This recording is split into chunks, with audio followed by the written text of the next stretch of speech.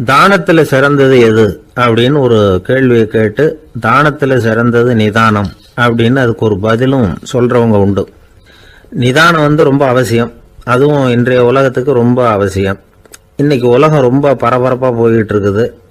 பொறுமையா இருக்கணும்னு நினைக்கிறவங்களால கூட அப்படி இருக்க முடியறதில்ல. பொறுமையை சோதிக்கிறது மாதிரி பல சம்பவங்கள். அதையெல்லாம் சந்திச்சே தீர வேண்டி இருக்குது. எங்க போனாலும் கியூல நிக்க வேண்டி இருக்குது. எங்க போனாலும் காத்துக்கிட்டு இருக்க வேண்டியிருக்கு. ஆபீஸ்லயோ வீட்லயோ கூட நீங்க நிதானமா பொறுமையா நடந்துக்க தெரியலன்னா உங்களுக்கு சிடுமூஞ்சி முசுடு இப்படிலாம் பேர் வச்சிருவாங்க. அது உங்களுக்கு தேவையா? சரி, வாழ்க்கையில் பொறுமைசாலின்னு பேர் வாங்கறதுக்கு என்ன வழி? முதல் பாயிண்ட், நீங்க நினைக்கிறது, எதிர்பார்க்கறது, செய்யறது எல்லாமே 100% கரெக்டா நடக்கணும்னு ஆசைப்படக்கூடாது. எதுவா இருந்தாலும் அதுல ஓரளவுக்கு தவறு நடக்கலாம் அப்படிங்கறத எதிர்பார்த்தே இருக்கணும். ஓரளவுக்கு அதை அனுமதிக்கணும்.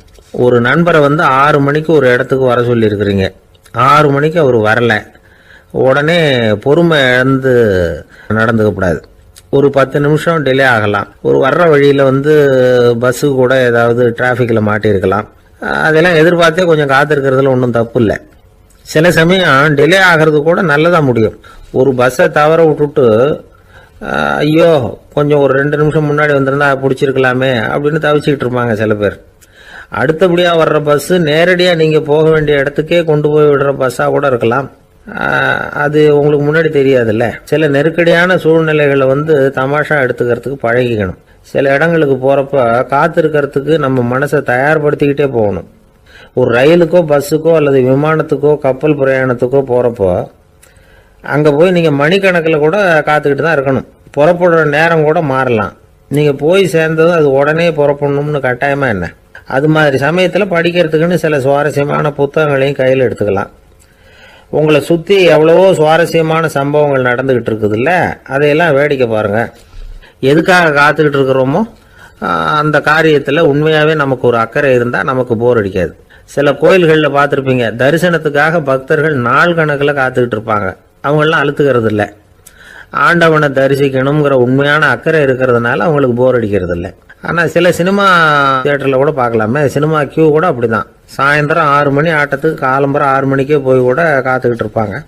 அவங்களுக்கெல்லாம் போர் அடிக்காது, படம் பார்க்குற ஆர்வம். இன்னொரு முக்கியமான விஷயத்த நாம் பழக்கப்படுத்திக்கணும். லிவ் ஃபார் தி மூமெண்ட் அப்படிங்கிறாங்க நிபுணர்கள். ரொம்ப பேர் எப்படின்னா அடுத்தபடியாக நடக்க போகிற விஷயத்திலேயே கவனமாக இருப்பாங்க. அந்த நினைப்புலேயே இந்த நிமிஷத்தை பொறுமை இல்லாமல் கழிப்பாங்க. ஒருத்தர் இருக்கார், அவர் எப்படின்னா ஆஃபீஸ் முடியறதுக்குள்ளேயே சார் 5 மணிக்கெல்லாம் ரெடியாக இருங்க, நாம் அந்த ஹோட்டலில் போய் டிஃபன் சாப்பிட்ணும் அப்படின்னு 4 மணிலேருந்து சொல்லிகிட்டு இருப்பார். 4:55 பரபரப்பாக ஓடி வருவார். 2 பேரும் புறப்படுவோம், ஹோட்டலுக்கு போவோம், சாப்பிட்டுக்கிட்டு இருப்போம். அப்படி சாப்பிட்டுட்டு இருக்கிறப்ப சார் சாப்பிட்டு முடிச்சதும் நேராக ஒரு ஜவுளி கடைக்கு போகிறோம் அப்படிம்பார். பரபரக்க சாப்பிட்டு முடிப்பார், புறப்படுவார்.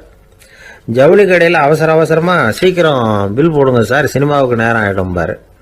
சினிமா தியேட்டரில் உட்காந்து அடுத்தபடியாக எங்கே டின்னர் சாப்பிட்றதுன்னு யோசனை பண்ணிகிட்டு இருப்பார். ராத்திரி படுக்கையில் விழுந்ததுக்கு அப்புறமும் நாளைக்கு காலையில் எழுந்திரிச்சதும் அதை பண்ணணும் இதை பண்ணணும்னு திட்டம் போட்டுக்கிட்டே இருப்பார். அதாவது எப்பவும் அடுத்த நிமிஷம், அடுத்த நாள், அடுத்த வாரம், அடுத்த வருஷம், இதுதான் அவங்க சிந்தனை. இந்த நிமிஷம் என்ஜாய்மெண்ட்டை அவங்க இழந்துடுறாங்களாம். அதனால தான் வாழ்நாள் பூரா பொறுமையின்மை, அவஸ்தை, அல்லல். அதனால நாம் எல்லாரும் வாழ்க்கையில் நிதானமாக இருக்கிறதுக்கு கற்றுக்கணுமா. அதுக்காக இந்த நிதானத்துக்கு வேற விதமான அர்த்தம் பண்ணிக்கக்கூடாது. ஒருத்தர் அப்படித்தான் ஒரு தடவை அவருடைய குதிரை காணாமல் போயிட்டு தான். அதுக்காக அவர் கவலைப்படல, நிம்மதியாக இருந்தார், சந்தோஷமாக இருந்தார். என்ன சார் இது, உங்கள் குதிரை திருட்டு போயிட்டுதுங்கிறீங்க, நீங்கள் கவலைப்படாமல் இருக்கிறீங்களே அப்படின்னு கேட்டாங்களாம். அதுக்கு அவர் சொல்லியிருக்கார், நல்ல வேலை சார், கட்டியிருந்த குதிரை காணாமல் போயிருக்குது. நான் அது மேலே உட்காந்துருக்கிற சமயம் அது காணாமல் போயிருந்ததுன்னா, திருட்டு போயிருந்ததுன்னா நானும் சேர்ந்துல காணாமல் போயிருப்பேன் அப்படின்னாராம். எவ்வளவு நிதானமான ஆள் பாருங்க. ஒரு நாள் காலை நேரம் ஒரு குரு படுக்கையை விட்டு எழுந்திருக்கிறார். உடனே சீடர்களை பார்த்து எல்லாரும் இப்படி வாங்கங்கிறார். எல்லாரும் வர்றாங்க வேகமா. என்னங்க வேணும் உங்களுக்கு அப்படிங்கிற மாதிரி எல்லாரும் குருவை பார்த்தாங்க பயபக்தியோட. குரு அந்த சீடர்களை பார்த்து, இதை பாருங்க, இப்போ நான் ஒரு சிக்கலான விவகாரத்தில் மாட்டிக்கிட்டு இருக்கிறேன், அதை நீங்கள் தீர்த்து வச்சா நல்லதுன்னார். சீடர்களுக்கு ஒன்றும் புரியல. என்ன இது, இவர் இப்படி சொல்கிறாரு, நமக்குள்ள எல்லா விவகாரங்களையும் தீர்த்து வைக்கிறவர் நம்ம குருநாதர். அவருடைய விவகாரத்தை நாம தீர்த்து வைக்கிறதா? ஆச்சரியமா இருக்குதே, குருநாதருக்கே சிக்கலா அப்படின்னு யோசனை பண்ண ஆரம்பிச்சாங்க. இருந்தாலும் ரொம்ப பணிவாக கேட்டாங்க, சுவாமி உங்களுக்கே சிக்கலா? இந்த உலகத்து சிக்கல்களுக்கும் சிரமங்களுக்கும் அப்பாற்பட்டவர் அல்லவா தாங்கள்? அப்படிப்பட்ட உங்களுக்கு சிக்கல்னா அது எப்படி அப்படின்னாங்க. எனக்கு ஏற்பட்டிருக்கிற சிக்கல் அவ்வளவு பெருசு, ரொம்ப பெரிய விவகாரம் அது அப்படின்னார் குரு. கொஞ்சம் விவரமாக சொல்லுங்க அப்படின்னாங்க இவங்க. இப்போ அந்த குரு விவரத்தை சொன்னார். அதாவது நேற்று ராத்திரி நான் ஒரு கனவு கண்டேன். அந்த கனவுல நான் ஒரு பட்டாம்பூச்சியாக மாறிட்டேன். அப்படி மாறி ஒவ்வொரு மலராக பறந்து போய் உட்காந்து தேன் சாப்பிட்டேன் அப்படின்னார். சீடர்கள் இதை கேட்டதும் ரொம்ப திகைச்சு போயிட்டாங்க. என்ன இது, இது ஒரு பெரிய பிரச்சனையா? ஒரு சாதாரண கனவு கண்டதுக்காகவா இந்த காலை வேளையில் நம்மளையெல்லாம் குருநாதர் இவ்வளவு அவசரமாக கூப்பிட்டுருக்கார் அப்படின்னு நினைச்சாங்க. இருந்தாலும் கேட்டாங்க, இதில் என்ன சிக்கல் சுவாமி? கனவுங்கிறது எல்லாருக்கும் வரத்தானே செய்யும் அப்படின்னார் ஒரு சீடர். சீடர்களே, பிரச்சனை அது இல்லை. நான் இன்னைக்கு காலையில் கண்ணு முழிச்சு பார்த்தப்போ நான் நானாக மறுபடியும் மாறிட்டேங்கிறத தெரிஞ்சுக்கிட்டேன். இதில் சிக்கல் என்னன்னா, இப்போ அந்த பட்டாம்பூச்சி தான் நானா ஆயிட்டதாக கனவு கண்டுகிட்டு இருக்கா அப்படிங்கிறது தான். ஒரு மனுஷன் பட்டாம்பூச்சி ஆகிறதாக கனவு காண முடியுங்கிறப்போ அந்த பட்டாம்பூச்சியும் மனுஷன் ஆகிறதாக கனவு காண முடியும் இல்லையா? இப்போ எனக்கு யதார்த்த நிலை தெரியணும், எது நிஜம்னு தெரியணும். நேற்று ராத்திரி நான் கண்டது கனவா, அல்லது இது பட்டாம்பூச்சி கண்டுகிட்டு இருக்கிற கனவா? இதுதான் குரு கேட்ட கேள்வி. இதை கேட்டதும் சீடர்கள் ரொம்ப குழம்பி போயிட்டாங்க. சுவாமி, இது வரைக்கும் நாங்கள் தூங்குறப்ப பார்க்கறது கனவுன்னும் மூழ்கிட்டு இருக்கிறப்ப பார்க்கறது நனவுன்னு நம்பிக்கிட்டு இருக்கிறோம். இப்போ எங்களை ரொம்ப குழப்பிட்டீங்க, இதுக்கு பதில் சொல்ல எங்களுக்கு சக்தி இல்லை அப்படின்னு சொல்லிவிட்டாங்களாம். அதுக்கப்புறம் அந்த குரு சொன்னாராம், நினைவு தான் முக்கியமான அம்சம். முடிவு கட்டம்னா பகலின் நினைவுகளை விட இரவின் கனவுகளே ரொம்ப உண்மை. ஒருத்தன் தூங்க போனால் தூங்கிக்கிட்டே இருந்தா அவன் காணும் கனவு பொய்ங்கிறத அவன் உணர மாட்டான். ஒவ்வொரு கனவும் காணும் பொழுது அது ரொம்ப உண்மையாக தான் தெரியுது. ஒரு கனவு கூட உண்மை இல்லைன்னு கனவுல தோன்றுவதே இல்லை அப்படின்னார் குரு. அகில வாழ்வு அத்தனையும் சொற்பனம் கண்டாய் அப்படிங்கிறார் தாயுமானவர். ஆகையினால நம்ம கனவுலேருந்து நாம் என்னைக்கு முழிச்சிக்க போகிறோம் அப்படிங்கிறது தான் ஒரு முக்கியமான கேள்வி. ஒருத்தர் வந்தார், காலில் கட்டோடு வந்தார். என்னங்க காலில் கட்டுன்னு?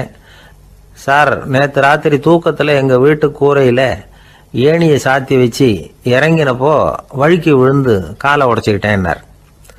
உங்கள் வீட்டில் தான் ஏணியே கிடையாது சார் அப்படின்னு. உண்மைதான் சார், நான் கீழே விழுந்து முழிச்சுக்கிட்டதுக்கு அப்புறம் தானே ஏணி இல்லைங்கிறது எனக்கு ஞாபகம் வந்தது அப்படின்னார். எனக்கு அதிர்ஷ்டமே இல்லை சார் அப்படின்னார் ஒருத்தர். ஏன் அப்படி சொல்றீங்கன்னு கேட்டோம். வியாபாரம் பண்ணலாம்னு ஒரு கடை வச்சேன். வேண்டியப்பட்டவங்க கூட என் கடையில் எதுவும் வாங்க மாட்டேங்கிறான். எல்லாரும் அடுத்த கடைக்கு தான் போகிறான் அப்படின்னு சொல்லி ரொம்ப அழுத்துக்கிட்டார். இதுக்கு போய் அதிர்ஷ்டம் இல்லைன்னு சொல்லாதீங்க. வாடிக்கையாளர்களை கவர்றது எப்படிங்கிறது உங்களுக்கு தெரியல, அதுதான் குறை அப்படின்னும். சார், உங்களுக்கு தெரிஞ்ச அந்த ரகசியத்தை எனக்கும் கொஞ்சம் சொல்லி கொடுங்களேன் அப்படின்னார். சரி, உங்கள் காதை இப்படி கொடுங்க அப்படின்னு சொல்லி அது சம்பந்தமாக பெரிய வல்லுநர்கள் சொல்லியிருக்கிற கருத்துக்களை அவர்கிட்ட சொல்ல ஆரம்பித்தோம். அதாவது இந்த வாடிக்கையாளர்களை கவர்றதுக்கு வல்லுநர்கள் பல ஆலோசனைகளை ஏற்கனவே சொல்லி வச்சிருக்கிறாங்க. அது சம்பந்தமாக அனுபவப்பட்டவங்க, அதை தெரிஞ்சு வச்சுக்கணும். அதாவது கடை வச்சிருக்கிறவங்க எல்லாரும் இதை கொஞ்சம் காதில் வாங்கி வச்சுக்கணும். எதை இப்போ சொல்ல போகிறத. எப்பவும் பணத்தை சம்பாதிக்கிறதுலேயே குறியாக இருக்கக்கூடாதான். அதை விட முக்கியமாக நீங்கள் சம்பாதிக்க வேண்டியது வாடிக்கையாளர்களுடைய மன நிறைவு. வர்றவங்க திருப்தியோடு போகணும், அது முக்கியம். அதில் கவனமாக இருக்கணும். கடைக்கு வர்ற ஒருத்தர் ஏதாவது ஒரு குறை சொல்கிறாருன்னு வச்சுங்க, அதை அலட்சியப்படுத்தக்கூடாது. ரொம்ப அக்கறையோடு அதை காது கொடுத்து கேட்கணும். அப்படியா சார், அதை நான் அவசியம் கவனிக்கிறேன் அப்படின்னு சொல்லணும். ஒருத்தர் வரார், சார் நேற்றுக்கு உங்கள் கடையில் இதை நான் வாங்கிட்டு போனேன், வீட்டில் இது வேணான்னு சொல்லிவிட்டாங்க, அது திருப்பி கொடுக்கறதுக்காக தான் வந்திருக்கிறேன் அப்படின்னு சொல்லி திருப்பி கொடுக்குறார். உடனே நீங்கள் முகம் சுளிக்கக்கூடாது, எரிச்சல் படக்கூடாது. வழக்கம் போல் நிதானமாக முகம் அலர்ச்சியோடு அதை திருப்பி வாங்கிக்கணும். இவ்வளவு ரூபாய்க்கு சாமான் வாங்கினா இந்த ஸ்பூன் அன்பளிப்பு இப்படி ஏதாவது கொடுக்கலாம். பண்டிகை காலங்கள்லேயும் பொருள்கள் வாங்குறவங்களுக்கு இப்படி ஏதாவது பொருத்தமாக ஒரு அன்பளிப்பு கொடுக்கலாம். நீங்கள் கொடுக்கறது ஒரு சர்வசாதாரணமான பொருளாக இருந்தால் கூட அது வாங்குற ஒரு மனசில் ஒரு மகிழ்ச்சியை ஏற்படுத்தும். எதுவும் உங்களால் கொடுக்க முடியலன்னா உங்கள் முகம் நிறைஞ்ச சிரிப்பையாவது கொடுங்க, அது போதும். உங்கள் கடையில் இல்லாத ஒரு பொருளை வாடிக்கையாளர் வந்து கேட்குறார், உடனே இல்லைன்னு முகத்தில் அடித்தது மாதிரி சொல்லிடக்கூடாது. கொஞ்சம் உட்காருங்க சார் அப்படின்னு சொல்லி உங்கள் பணியாளர் யாரையாவது அனுப்பி வெளியிலேருந்து வாங்கிட்டு வர சொல்லி அவர்கிட்ட கொடுக்கலாம். சில பேர் உங்கள் கடைக்கு வரும்பொழுது அவங்க வீட்டு குழந்தைகளையும் கூப்பிட்டுக்கிட்டு வர்றாங்கன்னு வைங்க. நீங்கள் என்ன செய்யணும்னா அந்த குழந்தைகளை முதல்ல கவனிக்கணும். அது கன்னத்தை கிள்ளணும், அதுகிட்ட விளையாடணும், அதுக்கு ஏதாவது மிட்டாய் பிஸ்கட் எதையாவது கொடுத்து அது கவனத்தை கவரணும். அதுக்கப்புறம் பெரியவங்களை கவனிக்கலாம். உங்கள் கடையில் வேலை செய்கிற பணியாளர்கள் சுத்தமாக இருக்கணும். சிரிச்ச முகம், சுறுசுறுப்பு, இது ரெண்டும் அவங்களுக்கு தேவை. அழுது வடிஞ்சிக்கிட்டு இருக்கக்கூடாது. அப்புறம் இன்னொரு விஷயம், அதிகமாக பொருள் வாங்குற ஒருத்தர்கிட்ட அதிக மரியாதையாகவும் குறைச்சலாக பொருள் வாங்குறவர்கிட்ட வேற விதமாகவும் நடந்துக்கக்கூடாது. எல்லாருக்கிட்டையும் சமமாக நடந்துக்கணும். 5 ரூபாய்க்கு வாங்கினாலும் சரி, 500 ரூபாய்க்கு வாங்கினாலும் சரி, அவங்கக்கிட்ட நீங்கள் காட்டுற மரியாதையில் வித்தியாசம் இருக்கக்கூடாது. எல்லாத்துக்கும் மேலே உங்கள் கடையில் ஒரு பொருள் வாங்கினா அது உண்மையானதாக இருக்கும், தரமுள்ளதாக இருக்கும் அப்படிங்கிற நினைப்பு ஜனங்களுக்கு வரணும். அதனால் தரமான பொருளையே நீங்கள் உங்கள் கடையில் வச்சுருக்கணும். இது வரைக்கும் நான் சொன்னதையெல்லாம் கவனத்தில் வச்சுக்கிட்டு நீங்கள் கடையை ஆரம்பிச்சிங்கன்னா வியாபாரம் பிச்சுக்கிட்டு போகும். அப்படி போகலன்னா அதுக்கப்புறம் கேளுங்க. ஏன்னா இந்த யோசனைகள்லாம் அனுபவப்பட்டவங்க சொல்லியிருக்கிற யோசனைகள். இந்த யோசனைகளில் நீங்கள் எச்சரிக்கையாக இருக்க வேண்டிய ஒரு விஷயம் உண்டு. அது என்னங்கிறதையும் தெரிஞ்சு வச்சுக்கிறது நல்லது. என்னுடைய நண்பர் ஒருத்தர் வந்தார். சார், உங்கள் யோசனையை கேட்டதுனால நான் ஒரு அறை வாங்கினது தான் மிச்சம்னார். என்ன ஆச்சுன்னு கேட்டேன். எங்கள் கடைக்கு ஒரு பெரிய அம்மா குழந்தைய தூக்கிட்டு வந்தாங்க சார். உங்கள் யோசனைப்படி அந்த குழந்தையோட கன்னத்தை கிள்ளணும்னு முயற்சி பண்ணினேன். திடீர்னு அந்த நேரம் பார்த்து அந்த குழந்தை தலையை குனிஞ்சிக்கிட்டுது. என் கை குழந்தையோட கன்னத்துக்கு பதிலாக அது தூக்கிட்டு வந்தவங்க கன்னத்தை கிள்ளிவிட்டுது. அதுதான் அப்படி ஆயிட்டுது அப்படின்னார், கன்னத்தை தடவிக்கிட்டே. ஒருத்தர் ஓடி வந்தார். இன்னொருத்தரை பார்த்து, சார், உங்கள் சைக்கிளை ஒரு நாள் இரவல் கொடுங்களேன், பக்கத்து ஊருக்கு போயிட்டு வர வேண்டியிருக்கு அப்படின்னார். இவர் சைக்கிளை கொடுத்து பத்திரமா கொண்டுட்டு போங்கன்னார். சார், இதை பத்திரமா கொண்டு போகிறேன், கவலையே வேணாம், ஏன்னா இது உங்களோட சைக்கிள் அப்படின்னு நான் நினைக்கல, என்னோட சைக்கிளாக நினைக்கிறேன் அப்படின்னார். அதுக்கப்புறம் தான் இவருக்கு உண்மையாகவே பயம் வந்துட்டுது. ஏன்னா அவர் சொன்னது மாதிரி அதை தன்னோட சைக்கிளாகவே நினச்சி தள்ளிட்டு போட்டா என்ன பண்ணுறது? எது எதை நம்முடையதா நினைக்கணுங்கிறதுக்கு ஒரு வரையறை இருக்குது. சில பேர் ஆஃபீஸையே வீடாக நினச்சி விடுறது உண்டு. அப்படிப்பட்டவங்க கூட வீட்டை ஆஃபீஸாக நினைக்கிறது இல்லை.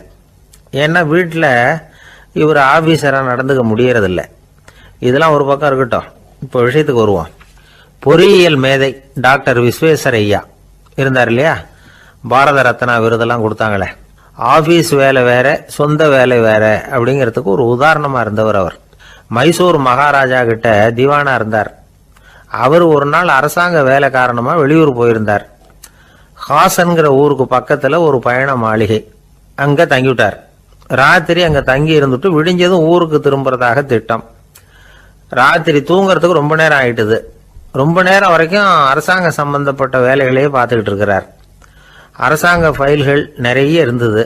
அதையெல்லாம் ஒவ்வொன்றா எடுத்தார், படித்து பார்த்தார், பரிசீலனை பண்ணார். அதில் எழுத வேண்டியதை எழுதினார், கையெழுத்து போட்டார்.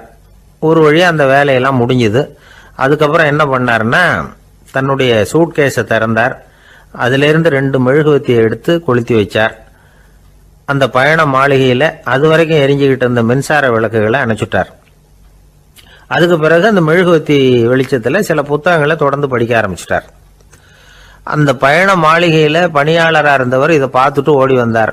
மறுபடியும் மின் விளக்க போடுறதுக்காக போனார். விஸ்வேஸ்வரய்யா அதை பார்த்துட்டு போட வேணாம்ட்டாராம்.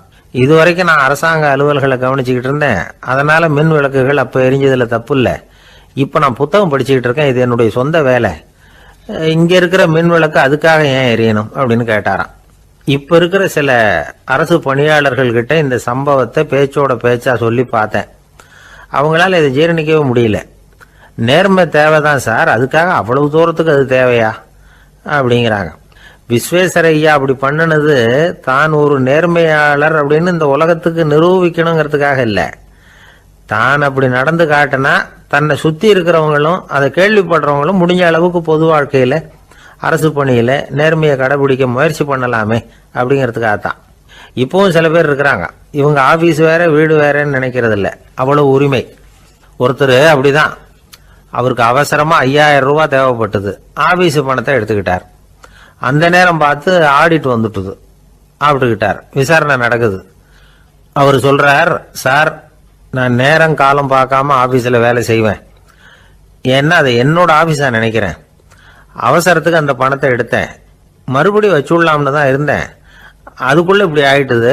நீங்க என்ன நினைச்சாலும் சரி, நான் ஆபீஸ் வேற வீடு வேற அப்படின்னு நினைக்கிறது இல்லை, அது என்னோட சுபாவம் அப்படின்னார். விசாரணை பண்ணவர் தீர்ப்பு வழங்கினார். உங்க சுபாவத்துக்கு மதிப்பு கொடுத்து நானும் தீர்ப்பு வழங்குறேன். நீங்க கொஞ்ச நாள் ஜெயிலில் இருந்துட்டு வாங்க, அது உங்களுக்கு கஷ்டமா இருக்காதுன்னு நினைக்கிறேன். ஏன்னா அங்க போனாலும் நீங்க உங்க சுபாவப்படி வீடு வேற ஜெயில் வேறன்னு நினைக்க மாட்டீங்க அப்படின்னாராம். சில பேர் ஆளை பார்த்தா 60 வயசு மாதிரி தோணும், உண்மையான வயசு என்னன்னு பார்த்தா 40 அல்லது 45. சில பேரை பார்க்கறதுக்கு 45 மாதிரி தெரியும், உண்மையிலேயே 65 தாண்டி இருப்பாங்க. ஒரு மனிதனுக்கு 2 வகையான வயது உண்டுங்கிறார் ஓஷோ. அதாவது உடம்புக்குன்னு ஒரு வயசு, மனசுக்குன்னு ஒரு வயசு.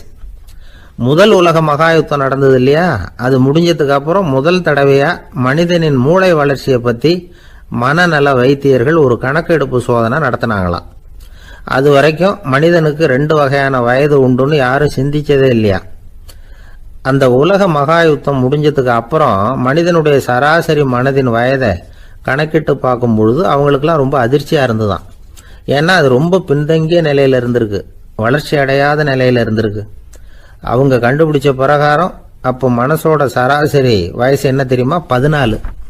அப்படின்னா பாத்துங்க, உடல் ரீதியா ஒருத்தரோட வயசு 70 கூட இருக்கலாம், ஆனா மனசோட வயசு 14 தான். இதுக்கு நேர்மாறா அமைஞ்சு போச்சுன்னு வச்சுங்க. அதாவது ஒருத்தருக்கு உண்மையிலேயே 14 வயசு, அதாவது உடலோட வயசு 14, அவரோட மனசின் வயசு 70ன்னு வச்சுக்கோங்க. இப்படி அமைஞ்சுட்டுதுன்னா அவர் சீக்கிரம் ஞானத்தன்மை அடைஞ்சிருவார் அப்படின்னு அர்த்தம். இப்ப நமக்கெல்லாம் உடம்போட வயசு மனசோட வயசு ரெண்டும் ஒன்னா இருந்துட்டா அதுவே போதும், அதுவே பெரிய விஷயம். இப்ப எமர்சன் கிட்ட போய் ஒருத்தர் கேட்டாராம், உங்க வயசு என்ன அப்படின்னு. அவர் உடனே பதில் சொல்லியிருக்கார், 360 வருஷம் அப்படின்னாராம். கேட்டவர் குழம்பி போயிட்டார். அவர் என்ன சொல்றாரு, 360 வயசா? என்ன நம்ம காதல தான் சரியா விழலையா? எமர்சன் எப்பவும் உண்மையை பேசுற ஒரு சிறந்த அறிவாளி, அவர் இப்படிலாம் பொய் சொல்ல மாட்டாரே அப்படின்னு ஒரு யோசனை பண்ணிக்கிட்டே இவர் மறுபடியும் அவர் கிட்ட போனாராம். ஐயா, நீங்க சொன்னது சரியா என் காதல விழல, அதனால மறுபடியும் கேட்கிறேன், உங்க வயசு என்ன அப்படின்னாராம். எமர்சன் மறுபடியும் சொல்லியிருக்கிறார், 360 வருஷம்னு. வந்தவருக்கு உண்மையிலேயே அதிர்ச்சியா போட்டுது. அதுக்கப்புறம் மெதுவா ஆரம்பிச்சாராம், ஐயா நீங்க சொல்றத என்னால ஏத்துக்க முடியாது, எப்படி பார்த்தாலும் இப்போ உங்களுக்கு வயசு ஒரு 60க்கு மேல இருக்காதுன்னு நினைக்கிறேன் அப்படின்னாராம். நீங்க சொல்றது சரிதான், அது என் உடம்போட வயசுன்னாராம் எமர்சன். அப்படின்னா ஏற்கனவே நீங்க சொன்னது அப்படின்னு கேட்டிருக்காரு, அது என் மனசோட வயசு அப்படின்னாராம். நம்மளை பொறுத்த வரைக்கும் அறிவு தூசு படிஞ்சிருக்கு, அது மாதிரியே அன்பும் மாசுபட்டிருக்கு. இது ரெண்டையும் சுத்தம் பண்ண வேண்டியிருக்குது, அப்போதான் நாம சரியான வயசுல வாழ முடியும். ஒரு ஆசாமி இருக்கிறார், அவருக்கு உடம்போட வயசு அதிகம், மனசோட வயசு ரொம்ப குறைச்சல், குழந்தை மாதிரி. அவர் ஒரு ஆஸ்பத்திரியில படுத்திருக்கிறார். நர்சம்மா எல்லாருக்கும் மருந்து கொடுத்துட்டு போறாங்க. கொஞ்ச நேரம் கழிச்சு திரும்பி வந்தாங்க. அப்ப இவர் அந்த அம்மாவை கூப்பிட்டு சொல்றார், இதை பாருங்க சிஸ்டர், நீங்க எல்லாருக்கும் சின்ன சின்ன மாத்திரையா கொடுத்துட்டு எனக்கு மட்டும் நீளமான மாத்திரையா கொடுத்துட்டீங்க, முழுங்கிறதுக்கு ரொம்ப கஷ்டமா போச்சு, இனிமே எனக்கும் சின்ன மாத்திரையா கொடுங்க சிஸ்டர் அப்படின்னாராம். அந்த அம்மா உடனே அதிர்ச்சி ஆகி தலையில அடிச்சுக்கிட்டாங்களாம். நான் கஷ்டப்பட்டு மாத்திரையை முழுங்கினத்துக்கு நீங்க ஏமா தலையில தட்டிக்கிறீங்க அப்படின்னு கேட்டிருக்காரு இவர். இதுக்கு அவங்க சொல்லியிருக்கிறாங்க, நான் உங்களுக்கு கொடுத்துட்டு போனது மாத்திரை இல்லைங்க, அது தெர்மாமீட்டர் அப்படின்னாங்களாம். ஒரு நண்பர் சினிமா படம் தயாரிக்கிறவர், அவர்கிட்ட ஒரு நாள் பேசிக்கிட்டு இருந்தேன். அது எப்படி சார், நீங்க எடுக்கிற எந்த படமும் கையை கடிக்காத அளவுக்கு எடுத்துடுறீங்களே, அது எப்படின்னு கேட்டேன். அது ஒன்றும் பெரிய விஷயம் இல்லை சார், பெண்களுக்குன்னு சில உருக்கமான காட்சிகள், இளைஞர்களுக்குன்னு சில நடனங்கள், அடிதடி காட்சிகள், அப்புறம் வயசானவங்களுக்குன்னு சில ஆன்மீக காட்சிகள், சின்ன பிள்ளைங்களுக்கு சிரிப்பு, இப்படி எல்லாமும் சேர்த்து நான் படம் எடுக்கிறேன், மசாலா படம்னு பேரு. இது ரொம்ப பெருசா இல்லைன்னாலும் ஓரளவுக்கு சுமாரா ஓடிரும், கையை கடிக்காது அப்படின்னார். இது ஒரு உத்தி. சில பத்திரிகை ஆசிரியர்களும் இந்த உத்தியை கையாளுறது உண்டு. இந்த உத்திக்கு பார்னம் உத்தி அப்படின்னு பேர். பார்னம் எஃபெக்ட் அப்படின்னு சொல்லுவாங்க. அதாவது ஃபீனியஸ் டி பார்னம் அப்படின்னு ஒருத்தர் அமெரிக்காவில் இருந்தாராம். அதாவது 19ஆம் நூற்றாண்டில் அமெரிக்காவில் கொடிகட்டி பறந்த ஒரு சர்க்கஸ் நிறுவனத்தின் அதிபர் அவர். இந்த உலகத்தில் ஒவ்வொரு நிமிஷமும் ஒரு ஏமாளி பறந்துகிட்டே இருக்கிறான் அப்படிங்கிறது அவருடைய சித்தாந்தம். ஒவ்வொருத்தரையும் திருப்திப்படுத்துகிற அளவுக்கு அம்சங்களை கொஞ்சம் கொஞ்சமாக கலந்து கேளிக்கை நிகழ்ச்சிகளை நடத்தினது தான் அவருடைய மகத்தான வெற்றிக்கு காரணம். அதனால் அந்த உத்தியை யார் கடைப்பிடிச்சாலும் சரி, அதுக்கு பார்னம் உத்தி அப்படின்னு பேர் வந்துட்டுது. ஜோசியம் சொல்கிறவங்களுக்கும் இந்த உத்தி தான் கை கொடுக்குது.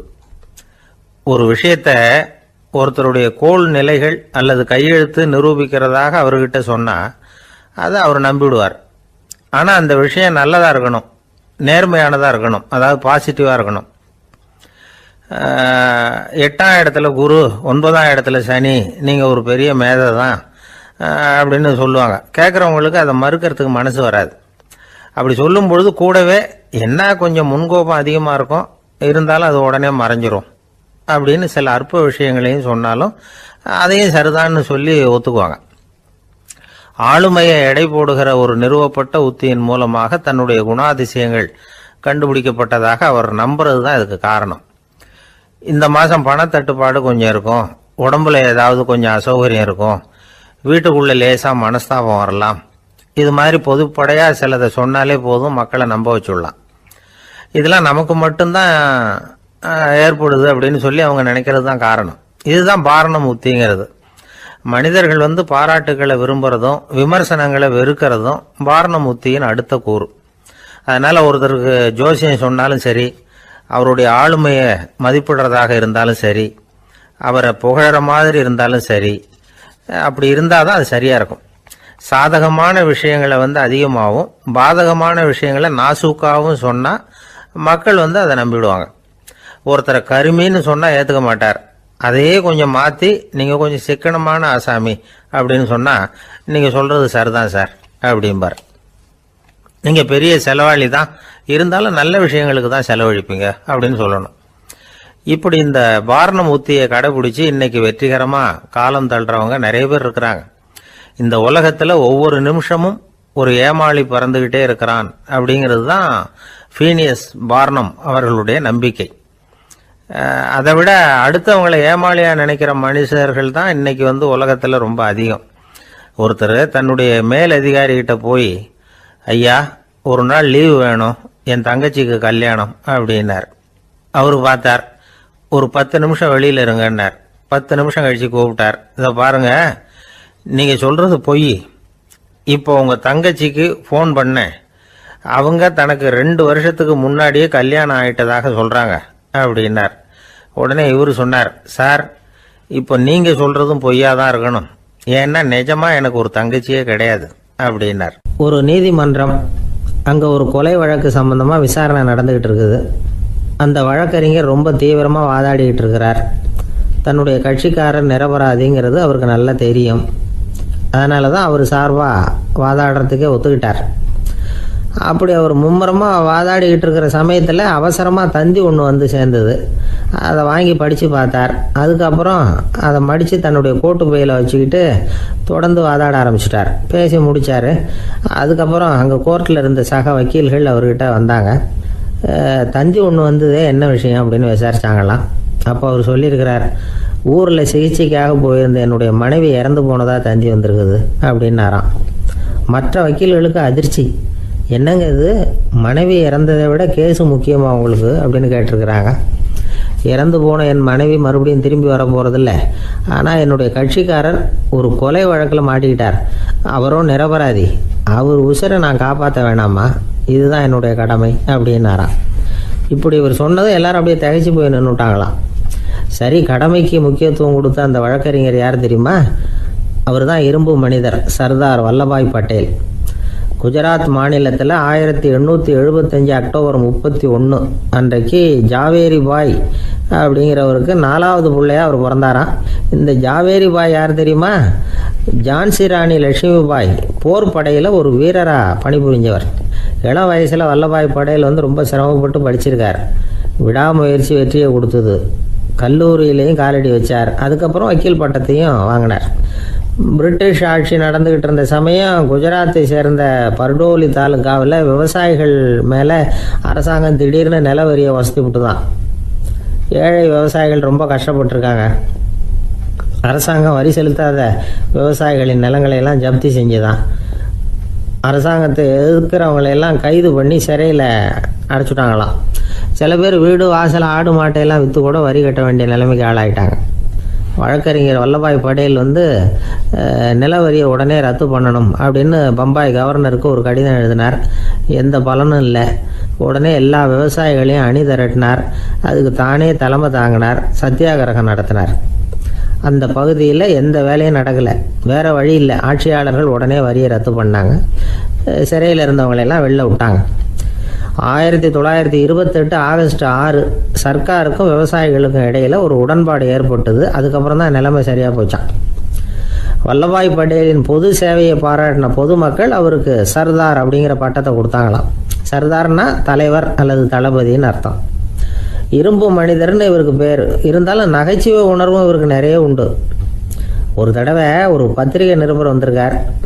சர்தார் பட்டேல்கிட்ட அவருக்கு பிடிச்ச பண்பாடு கலாச்சாரம் எது அப்படின்னு கேட்கணும்னு ஆசை. அதனால் அவரை பார்த்து கேட்டாராம், ஏங்க உங்களுக்கு பிடிச்ச கல்ச்சர் எது அப்படின்னு கேட்டிருக்கார். இதுக்கு சர்தார் பட்டேல் சொன்ன பதில் என்ன தெரியுமா? எனக்கு பிடிச்ச கல்ச்சர் அக்ரிகல்ச்சர் அப்படின்னாராம். நமக்கு முன்னாடி நமக்கு வேண்டிய ஒருத்தர் ஒரு கிளாஸில் நமக்கு பழச்சாறு கொண்டாந்து வைக்கிறாருன்னு வச்சுக்கோங்க. உடனே நாம் என்ன பண்ணுவோம்? எடுத்து கிடுகிடுன்னு சாப்பிட்ருவோம், அடுத்தவங்க யாரும் வர்றதுக்குள்ள. அதை விட்டுட்டு அதை கொண்டாந்து வச்சவர்கிட்டயே அதோட விலை என்ன அப்படி இப்படின்னு நான் கேட்டுக்கிட்டு இருப்போம். நாம் கேட்க மாட்டோம். ஆனால் காந்திஜி அப்படி கேட்டாராம். எப்போ தெரியுமா? 1935.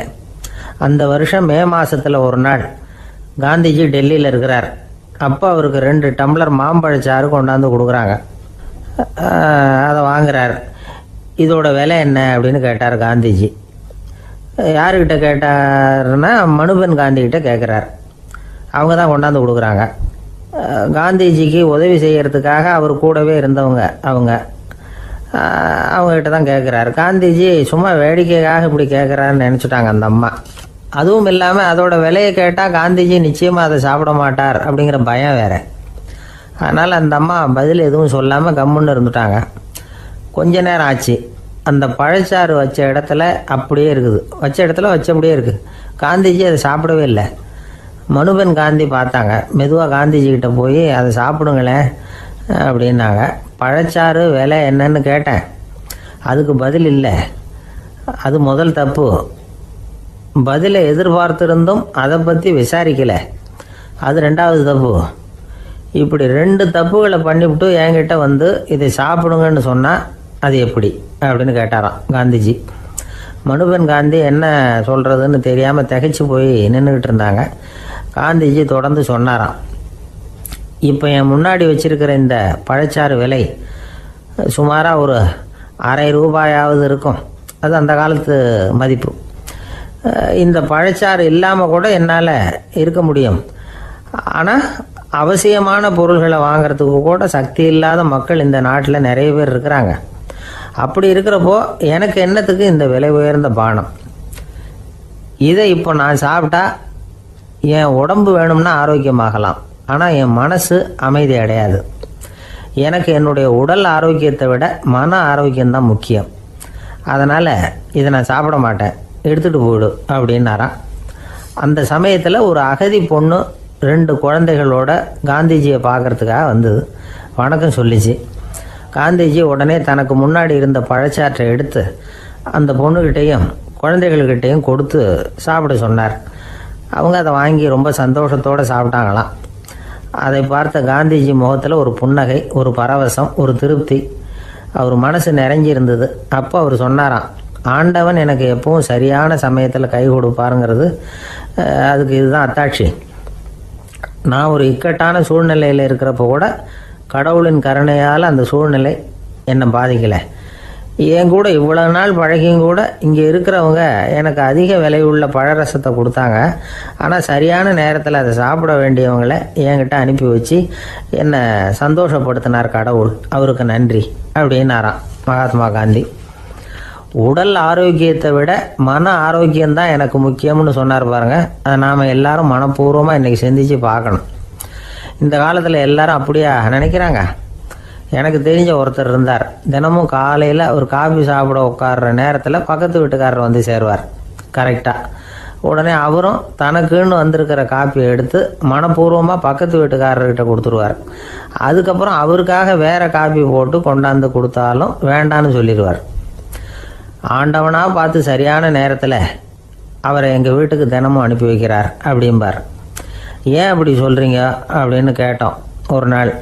அதுக்கு அவர் சொல்கிறார், எனக்கு என்னோட உடல் ஆரோக்கியம்தான் முக்கியம். இதை கடவுள் புரிஞ்சுக்கிட்டு எங்கள் வீட்டு காப்பியை சாப்பிட்றதுக்கு தினம்